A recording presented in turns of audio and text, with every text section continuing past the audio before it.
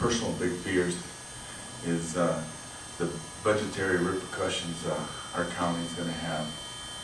And basically, we put together a resolution that's asking the state to help compensate, because our county is a small county, and we're going through some major budgetary issues right now, and it's going to be an added burden to our budget.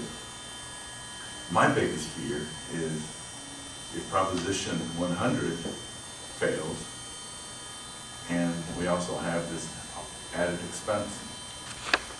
That's my personal biggest fear. And you know, I don't know what you gentlemen have to say, but and that was the main motivation for this resolution.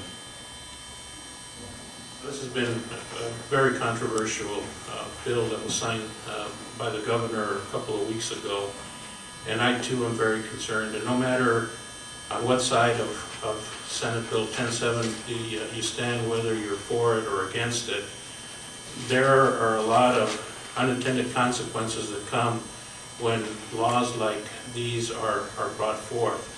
And I think Supervisor Moleta is correct in saying that it is going to be an additional cost to the local taxpayer. And what I see this law is like the federal government, you know, they're supposed to protect the border, enforce law, and yet we, the citizens of Santa Cruz County, still wind up paying quite a bit of money.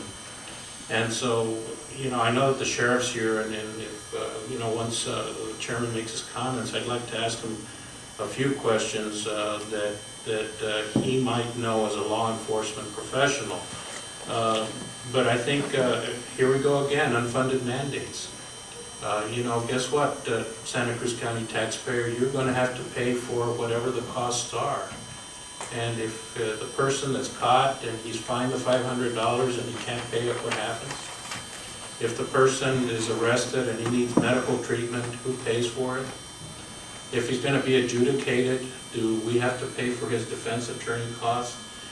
These are all things that haven't been answered, and I think it's not fair that one of the smallest counties in the state of Arizona is burdened with another unfunded mandate.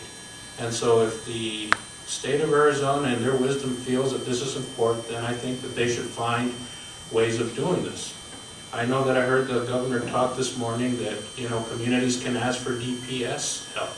Well, you know, the state is already raiding our HERF funds to pay for DES officers. Or DPS, excuse me, DPS officers. So, you know, are they going to come and raid our HERF funds again, and what does that do to our road system? So, you know, well, I guess there's an old adage that says that the road to hell are paved with good intentions. And I think there should have been a little bit more thoughtfulness when you craft this type of law. And you know, I don't know what's going to happen with the courts, but I do feel that it really is the responsibility of the federal government to enforce and protect the border as necessary. And so, you know, I think that it's important that our community understand that as elected officials, no matter what side you stand on this issue, is that we're looking out for the financial responsibility. And ultimately, it's the taxpayer that winds up paying for all these costs, especially with the ability of people to sue counties, municipalities, if they feel that they're not acting in an appropriate manner. You know, we could have the county attorney's office just hire one person to be dealing with all these lawsuits. And then the other issue is, once you reach the limit of your liability insurance coverage, at that point, do we have to levy taxes to pay for those lawsuits? And those are questions that I would like to see answered. And it's really, to me, it's a very interesting law that was done, especially when we, as a border state, depend on quite a bit of our good friends that come from the south to buy products, not just in Nogales, but in Tucson and Phoenix. And I challenge anyone to to go up on the weekends and look at the malls, or even at the malls here, and see all the license plates from our good friends in Mexico that are coming to purchase goods in this great state. So Supervisor Maleta, thank you for bringing this. I know that I'm very concerned with the financial aspects of this law. So, Mr. Chairman, thank you. Sometimes the best way to oppose something is to look at its financial implications. I've brought up 2 points. One is both the county's financial implications, but I also believe that the private sector is going to see some financial implications. In both cases, they are going to cost all of us more time and effort to deal with it.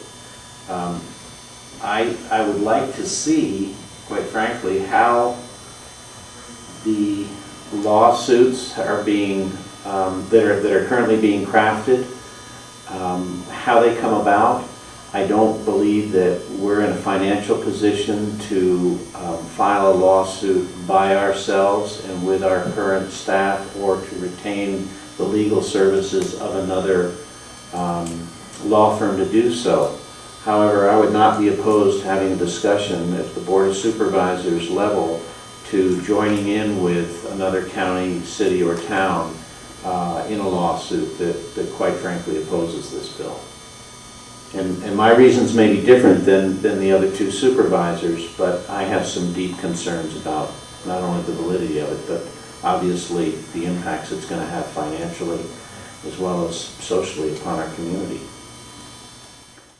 I want to move to approve the resolution 2010-10, a resolution of Santa Cruz County Board of Supervisors requesting that the state of Arizona fully reimburse all local governments for the costs associated with enforcing Arizona Senate Bill 1070, Safe Neighborhoods Immigration Law Enforcement, whereas Senate Bill 1070 attempts to address the enforcement problems that exist within current federal immigration policies, and whereas Santa Cruz County, along with other local governments along the U.S. border, have had to contend with the costs associated with criminal, illegal alien activity for years, with little or no financial support from the state or federal government. And whereas a study conducted in 2005 by the U.S. Border Counties Coalition identified the expense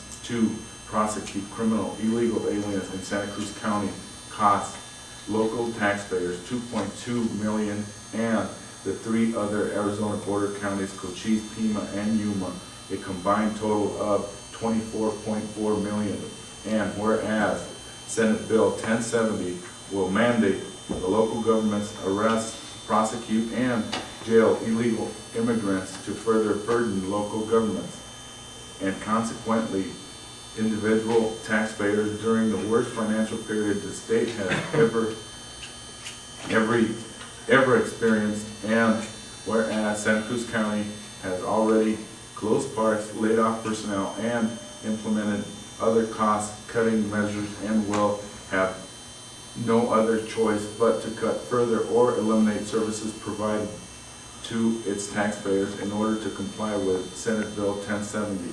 And whereas the financial analysis conducted by Arizona State Legislature itself cannot predict to determine the financial impact this law will have on state government, let alone local government. And whereas the citizens and taxpayers of Santa Cruz County fully comprehend the financial impact unfunded federal mandates have had upon them, and now must contend with additional unfunded mandates passed onto them by the state of Arizona.